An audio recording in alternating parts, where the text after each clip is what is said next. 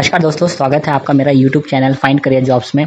दोस्तों, अगर आपने बीएससी नर्सिंग कर रखा है तो ये वीडियो आपके लिए है। दोस्तों, एयरलाइंस में भी मेडिकल अटेंडेंस की ज़रूरत होती है क्योंकि हर रोज़ सैकड़ों करोड़ों यात्री एक स्थान से दूसरे स्थान के लिए ट्रैवल करते हैं और इसमें जो स्टाफ मेंबर है यानी कि कैबिन क्रू और पायलट के अलावा जो भी स्टाफ है एयरलाइंस के हो चाहे एयरपोर्ट के हो, मेडिकल इमरजेंसी आती है। दोस्तों, इस वीडियो में हम ये भी बात करेंगे कि इस जॉब के लिए आपको क्या एलिजिबिलिटी क्राइटेरिया होगा, क्या एज लिमिट होगा, सैलरी पैकेज कितना मिलेगा। दोस्तों, जैसे कि आप मेरे स्क्रीन पे देख सकते हैं, विस्तारा की वैकेंसी निकली है कोलकाता एयरपोर्ट के लिए। तो सबसे पहले हम लोग जान लेते हैं विस्तारा आज के डेट में कितनी बड़ी एयरलाइंस है दोस्तों, क्योंकि जॉब डिस्क्रिप्शन तो मैं आपको बता दूंगा और मैंने बहुत सारे वीडियो बनाए हैं पैरामेडिक नर्स के लिए, तो उसको भी आप रेफर कर सकते हैं। पहले आप विस्तारा एयरलाइंस के बारे में जानिए दोस्तों। विस्तारा एयरलाइंस आज के डेट में क्या है, टाटा ग्रुप के अंडर में आती है और ये जो एयरलाइंस है ये जॉइंट वेंचर में चलती है। इसका मतलब ये हुआ दोस्तों कि इसकी जो हिस्सेदारी है 51% टाटा के पास है और 49% सिंगापुर एयरलाइंस के पास है। तो ये जॉइंट वेंचर में ये अपनी एयरलाइंस चलाती है और इस एयरलाइंस के नाम है टाटा सिया एयरलाइंस लिमिटेड, ठीक है। और विस्तारा के नाम पे इसका ब्रांडिंग है।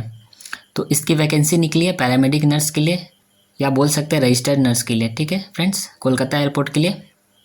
तो दोस्तों, आप मेरे स्क्रीन पे देख सकते हैं कि इसके जॉब डिस्क्रिप्शन दी है, जॉब रिस्पॉन्सिबिलिटीज़ भी दी है और क्या क्या स्किल्स होता है वो भी दिया है। तो दोस्तों, एक एक करके हम लोग जानेंगे कि क्या क्या काम आपको करने पड़ेंगे एज अ रजिस्टर्ड नर्स में।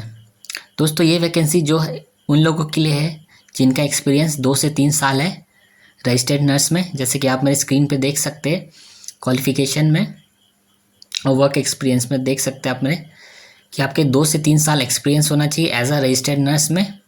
और आपके पास एयरलाइंस में अगर आपने कभी पैरामेडिक नर्स में काम नहीं किया है तो भी चलेगा, बस आपका कॉन्सेप्ट क्लियर होना चाहिए नर्सिंग के रिगार्डिंग और मेडिकल से जितने भी रिलेटेड होते हैं नर्सिंग में काम, वो चीज़ आपको आने चाहिए। और जब आपकी ज्वाइनिंग होगी तो आपको ट्रेनिंग भी दी जाएगी क्या क्या काम करना है। इसलिए अगर आपके पास नॉलेज है, कॉन्सेप्ट क्लियर है, तो ये जॉब आपके लिए है। और दोस्तों, क्वालिफ़िकेशन की बात करें तो आपके पास रजिस्टर्ड नर्स का सर्टिफिकेट होना चाहिए किसी भी स्टेट नर्सिंग काउंसिल से और मिनिमम नर्सिंग ग्रेजुएट आप होने चाहिए, ठीक है। आपकी जॉब लोकेशन कोलकाता होगी और सैलरी पैकेज की बात करें तो आपका 4.5 लाख से लेके 6 लाख के बीच का आपका सैलरी पैकेज होगा कोलकाता एयरपोर्ट में, ठीक है फ्रेंड्स। अब बात करते काम क्या करना पड़ेगा आपको। दोस्तों, रजिस्टर्ड नर्स की जो जॉब होता है वो बहुत ही जिम्मेदारी वाला होता है क्योंकि ये वो लोग होते हैं जो फ़्लाइट टेक ऑफ से पहले या फ़्लाइट लैंड होने के बाद एयरक्राफ्ट क्रू का चेक करते हैं, बीए टेस्ट करते हैं और मेडिकल चेक्स करते हैं। तो ये बहुत इंपॉर्टेंट लोग होते हैं क्योंकि अगर ये नहीं रहेंगे तो कोई भी फ़्लाइट टेक ऑफ नहीं होगा और कोई फ़्लाइट लैंड नहीं होगा क्योंकि चेक्स मैंडेटरी है as per DGCA guidelines. DGCA क्या है दोस्तों, मैंने डिस्क्रिप्शन में दे दिया है, उसको आप गो थ्रू कीजिएगा। ऐसे मैं इंट्रो थोड़ा सा बता दे रहा हूँ कि डीजीसीए क्या होता है। दोस्तों, आज के डेट में डीजीसीए का बहुत अहम रोल है regarding safety of Indian aviation sector. तो सेफ्टी का जो भी मामला आएगा इंडियन सिविल एविएशन में तो वो डीजीसीए देखेगा, Directorate General of Civil Aviation. उनका काम है सेफ्टी को देखना, किसी भी तरह का सेफ्टी का रिगार्डिंग वही देखती है। तो आप ज़रूर गो थ्रू कीजिएगा, आपको बहुत सारे आइडिया मिल जाएगा कि क्या क्या काम आज के डेट में डीजीसीए करती है, ठीक है। ये बहुत ज़रूरी है इस काम को करने के लिए क्योंकि डीजीसीए का गाइडलाइंस के अकॉर्डिंग हम काम करते हैं। जो भी पैरामेडिक नर्स है, जो भी एयरलाइन स्टाफ है या जो भी स्टाफ काम कर रहे हैं आज के डेट में एविएशन सेक्टर में, वो डीजीसीए के गाइडलाइंस को फॉलो करते हैं, ठीक है फ्रेंड्स। तो आपको भी फॉलो करना होगा, तो इसको पढ़ लीजिएगा। अब रिस्पॉन्सिबिलिटीज़ की बात करें तो आपको प्री फ्लाइट और पोस्ट फ्लाइट मेडिकल चेक्स करना पड़ेगा। प्री फ्लाइट का मतलब है दोस्तों, फ़्लाइट टेक ऑफ होने से पहले एयरक्राफ्ट क्रू जो होते हैं, जैसे कि हमारे पायलट होते हैं, कैबिन क्रू और एएमई एयरक्राफ्ट मेंटेनेंस इंजीनियर, उनका आपका ब्रेथ एनालाइज़र टेस्ट करना पड़ेगा और उसको रिकॉर्ड करना पड़ेगा अंडर सर्विलेंस में, यानी कि सीसीटीवी के अंदर निगरानी में आपको उसका टेस्ट करना पड़ेगा और उसका रिपोर्ट आपको देना पड़ेगा डीजीसीए को भी और कंपनी को भी देना पड़ेगा एज़ पर जब भी ऑडिट होता है उसके रिगार्डिंग भी, और कभी इन्वेस्टिगेशन हो जाता है एक्सीडेंट से रिगार्डिंग, तो उस वक्त भी आपको देना होगा। तो बहुत संभाल के आपको इसका डॉक्यूमेंटेशन करना है और क्लियरली आपको मेंशन करना है क्या क्या हुआ था, क्या क्या होता है, ठीक है। जैसे कि आप मेरे स्किल्स में भी आप देख रहे हैं कि रिपोर्ट राइटिंग आपको करना पड़ेगा, प्लानिंग स्किल्स करना पड़ेगा। तो आपकी कम्युनिकेशन स्किल्स बहुत अच्छी होनी चाहिए और रिपोर्ट राइटिंग स्किल्स बहुत अच्छी होनी चाहिए, खासकर इंग्लिश में, क्योंकि आपको रिपोर्ट करना पड़ेगा।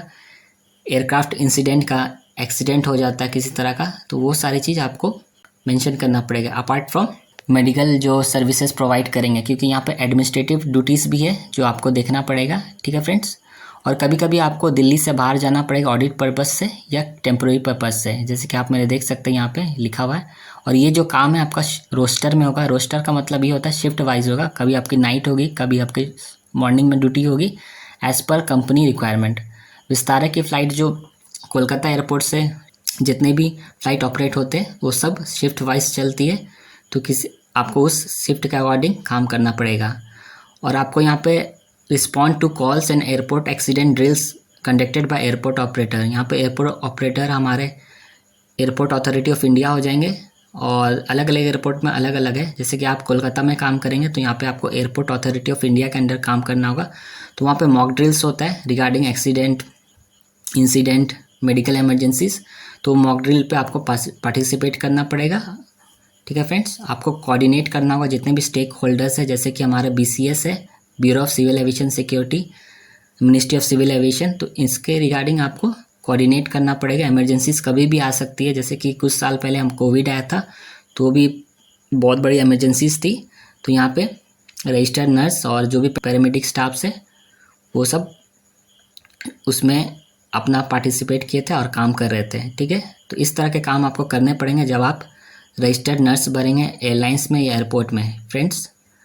और अब जानते हैं कि डॉक्यूमेंट्स आपको क्या क्या लगेंगे। ये जॉब आपका एयरपोर्ट में है तो आपको पासपोर्ट की रिक्वायरमेंट होगी, क्योंकि आपका जो ID बनेगा एयरपोर्ट एंट्री पास, जिसको हम पास भी बोलते हैं और AAP भी बोलते हैं, तो वो आपका पासपोर्ट से ही बनेगा। तो आप कोशिश कीजिएगा, मैंडेटरी है कि आप पासपोर्ट ज़रूर बना लीजिए अगर आपको एयरपोर्ट में जॉब करना है तो।